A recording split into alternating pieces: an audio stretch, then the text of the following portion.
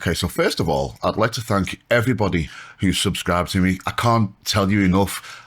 There's nothing I like more than filming, writing scripts, color grading, editing, and doing this professionally it's a dream come true for me.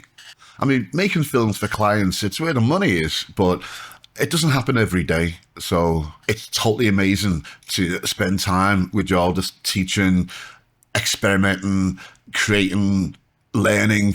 It's literally a dream come true. So again, thank you very much for subscribing to me. Thank you. So this episode, we're going to talk about exposure. There are a number of tools that you can use to nail that perfect exposure, but it's not exactly straightforward, as every camera has a different sensor and prefers certain levels of light. You need to learn your specific camera and your specific exposure tool that you're going to employ to attain that perfect exposure. So let's start with the basic ones: zebras and histograms. Zebras are black and white lines that appear on parts of your frame that are overexposed.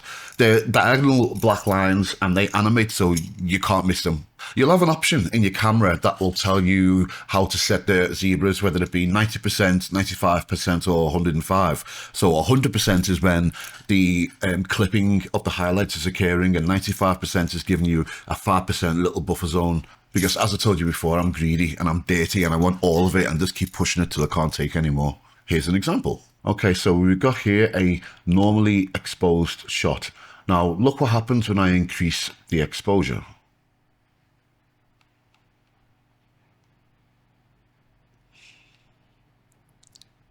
Okay, so these areas are clipped and we've lost all details in this area and resulted in a very undesirable image. Okay, so this is really good. This is awesome for telling you what parts of your frame are overexposed, but it doesn't tell you what parts are crushed, underexposed. Now, when I said earlier that you have to learn your camera, what I mean by this is that after multiple shots and experiments and grades, you're going to be able to tell by looking at the screen at what parts need more attention, like more light. But this takes time, mistakes, and we make boo-boos. I mean, we can't afford time and mistakes, and especially boo-boos, because we've got clients waiting for that pristine delivery and such. So it's best to use your monitor, whether it be on your camera or an external reference guide. This brings us to histogram. Now, the histogram is a graphical representation of the image and the pixels ranging from dark to light. Now, histograms come in different layouts. You can have them where they're split into the RGB spectrum, so you see waveforms of each of the colors, or you can have them combined. Now, the up and down scale is a representation of the pixel count in that area. So if the pixels are congregated to the left like a bunch of naughty school children, then the image is dark, like said school children. Now, if the image moves to the center, the image is balanced, and to the right, more highlights are present. Now, a lot of people say that the image should be more middle-centric, but it all depends on the kind of shot that you're shooting. Now, it could be a dark, dirty, dingy shot of an alley with a person lying on the floor, running sideways at maximum speed, getting nowhere, and projectile vomiting. Well, you never know. So, the histogram can show you what's clipping in both highlights and shadows. So if I increase the exposure, notice how the pixels coalesce to the right, and you can see that the limit is being exceeded, i.e. crushed, clipped, gone, done. And the same is said for the right. Game over. So let's set it to a nice medium so we can have all the information available to us and we can force it to do what we want later. Okay, so now we know how to correctly expose an image and avoid clipping and crushing. Well done. But wait, it doesn't tell us if certain parts are correctly exposed. So let's say that we have a scene where the background is lit well, but the subject is too dark.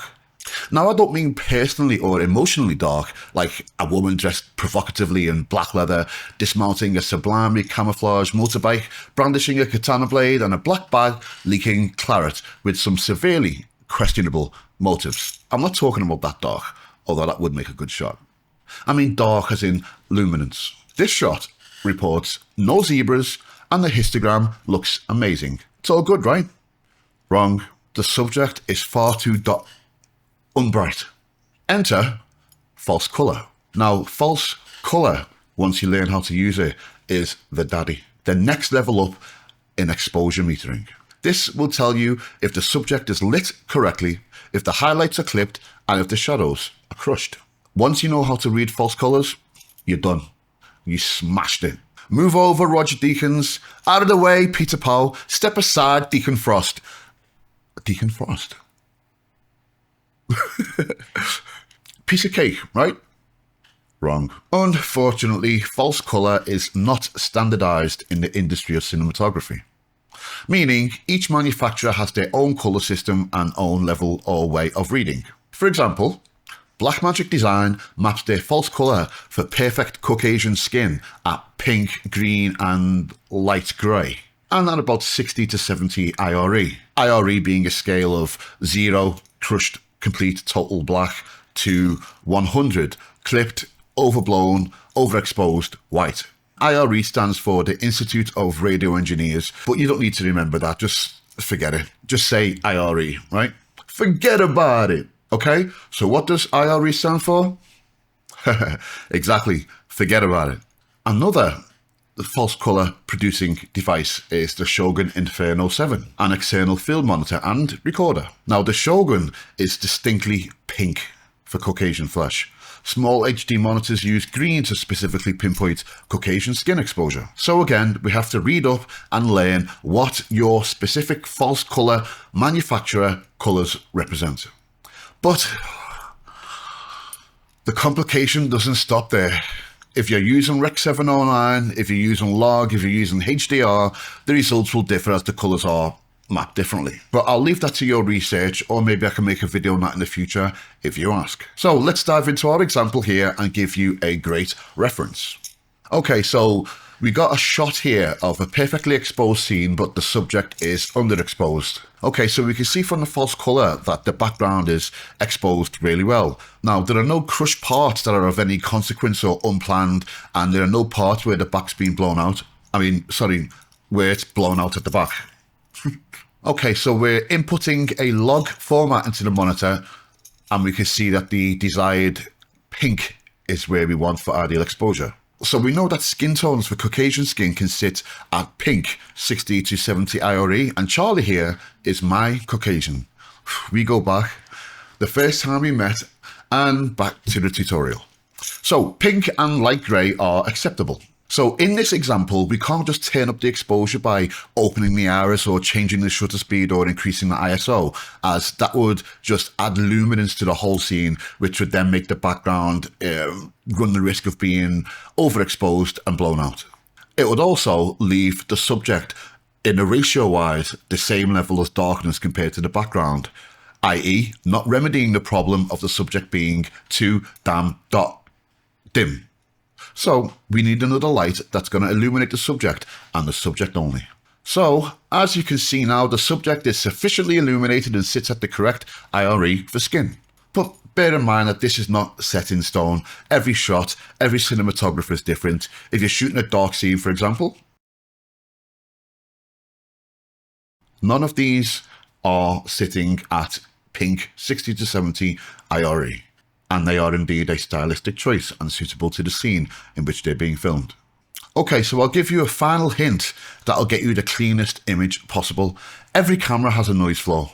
All digital sensors have noise, a form of pixelation that happens at the most extreme low of sensitivity and light collection. It stems from electronic noise such as thermal noise, amplification, and generally the electronical components doing what they should be doing. Obviously, increasing the sensitivity of your sensor, upping the ISO, amplifies that noise signal. It's kind of reminiscent of film grain, but for the most part, it's not nice, it's not desired, and it's not generally nice to look at. Kind of like snot in a nose. It's there, but one always does their best to try and hide it from view, right? Now, there are a number of ways to cloak this vicious and offending substance. Noise, that is, not the snot, you just blow your nose for snot, it's easy. You can use noise reduction. But noise reduction, as marvellous as it is, and capable of sparing you from the embarrassment of people seeing it and thus rebuking you, it does degrade the image somewhat. It takes away some sharpness, and if used incorrectly, can smoothen your image so it looks like one of those face beauty filters that you get on cheap mobile phones, thus turning your 4K, 6K, 12K image into a buttery smooth 480p masterpiece full of filth, flan, filth. Other times, it can be used professionally and render your image fit for 50 meter by 50 meter projection. But the image will never be as good as if you hadn't have used noise reduction, exposed correctly. And there are some cameras that suffer from fixed pattern noise. Here's an example. Fixed pattern noise, FPN, is a particular noise pattern that digital sensors produce that does not change from frame to frame like normal noise bounces around the screen. It's always there, and thus very, very difficult to remove. Trust me, treat it like a broken leg. It's better to avoid it than to fix it. Now, fixed pattern noise becomes visible due to gross underexposing. Don't do it. Expose correctly, or better still, expose to the right. This is when you slightly overexpose an image to have even less noise in the capture. The more light, the less noise. And especially when you process the image later on in post. Now, when you lower the exposure back to where it should be, the noise is also lowered. And if done correctly, the noise can be lowered into oblivion. And it'll give you a lot more details in the shadows. But exposing to the right, you have to make sure that you watch your histogram, watch your zebras, and watch your false colors, because you do run the risk of blowing out the highlights because you're adding a little bit more exposure.